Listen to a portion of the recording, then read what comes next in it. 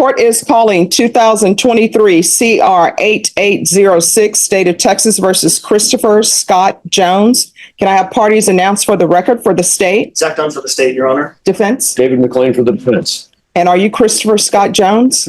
Welcome back to Ruling Hub, the State of Texas versus Christopher Scott Jones. On the surface, it's a family violence case, but underneath lies a tangled web of broken promises, no contact orders, protective orders, and one man's inability to let go. Christopher Scott Jones once stood before this very court, already given a second chance after pleading guilty to assault family violence. But now, just months later, he's back, this time accused of violating the strictest rule of them all, no contact with his wife Scarlett and daughter Sydney. In this courtroom drama, you'll hear Christopher admit the violation, witness the judge's growing frustration, and see the defense desperately argue for leniency. But in a case tied to family violence, emotions run hot, contradictions spill out, and the stakes could not be higher. Will the judge show mercy, or will Christopher's obsession finally land him in prison? Stay tuned, because this case has twists, raw emotion, and a ruling you won't want to miss. Any objection? No objection, Your Honor.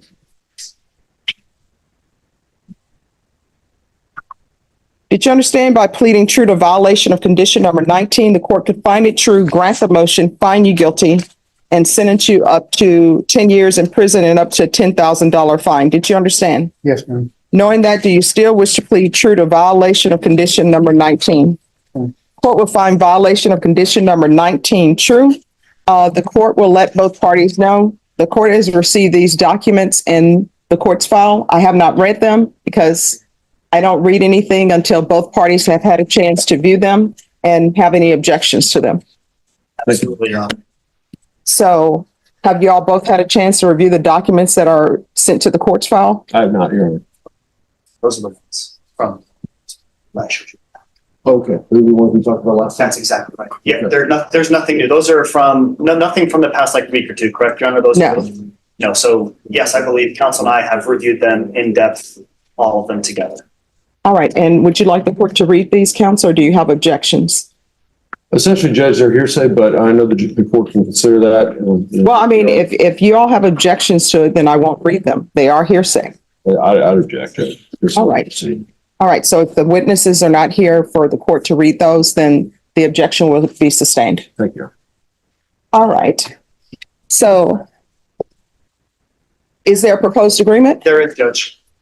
And what is the proposed agreement? The proposed agreement, Your Honor, is for amending conditions for zero tolerance, house arrest for 30 days, GPS for the remainder of his term, extension for 1 year, and enroll in VIP within 15 days of. Here's where the tension spikes. The judge asks a simple but piercing question. Who is Scarlett Jones and why is he contacting her? When it's revealed Scarlett is his wife and Sydney is his daughter, everything clicks. This isn't just a legal issue, it's personal, deeply emotional, and dangerously complex. And remember, in cases involving family violence, no contact means no contact, regardless of past relationships or emotional struggles.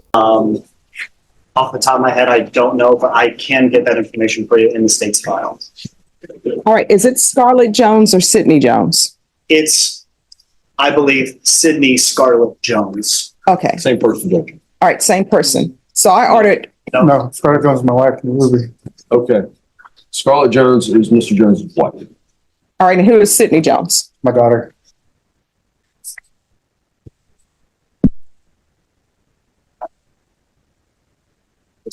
All right. And Scarlett Jones. Okay. The court ordered no contact with Scarlett Jones and Sydney Jones.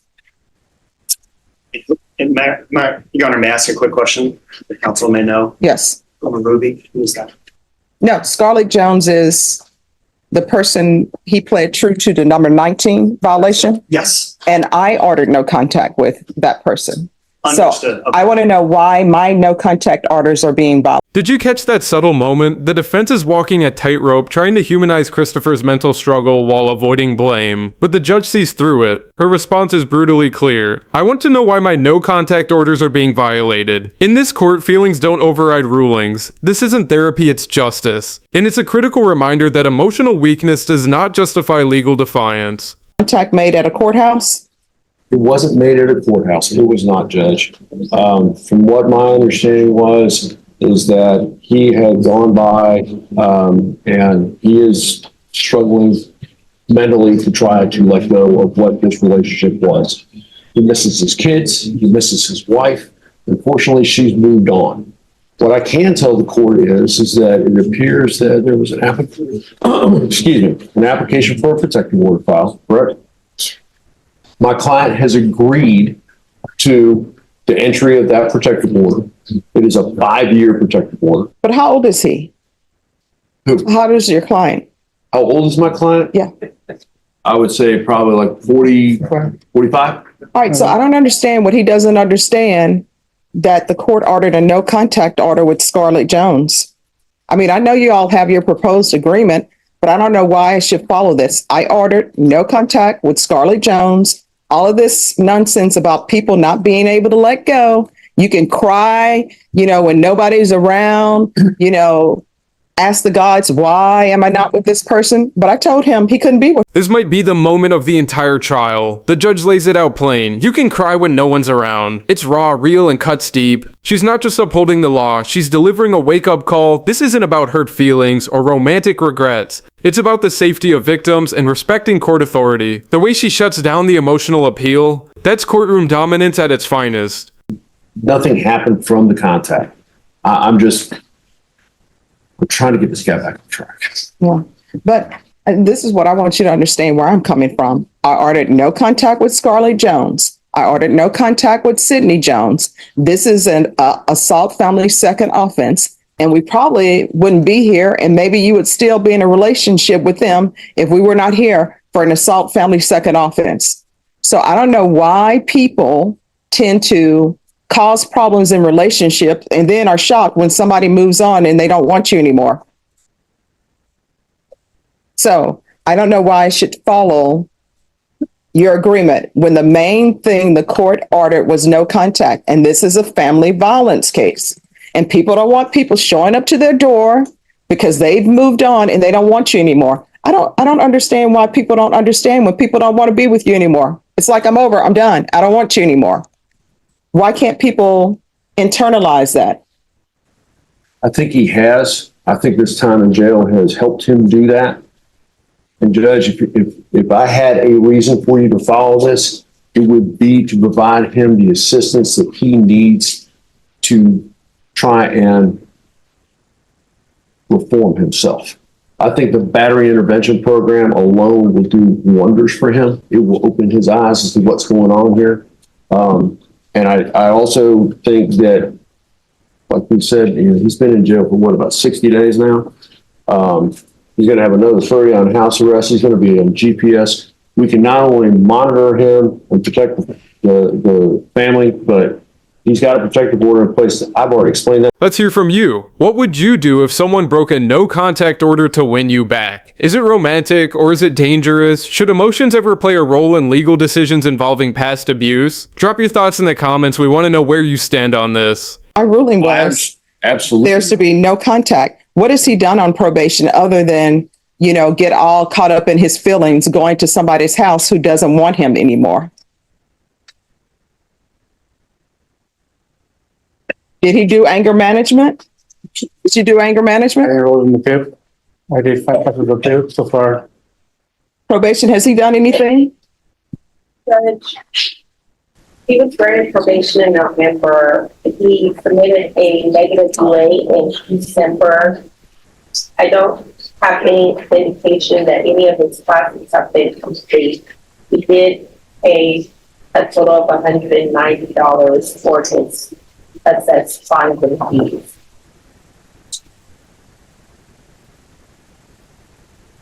All right. Is there anything else? No, Your Honor, and if the court would like to as well, like I said, not a state's file, like me creating a separate thing in a different file chart. I had to draft out the relationships. It's like a whole page of who interacts with who. So if the court, if I could better explain, I would. I have that information. I don't have it with me. It wasn't.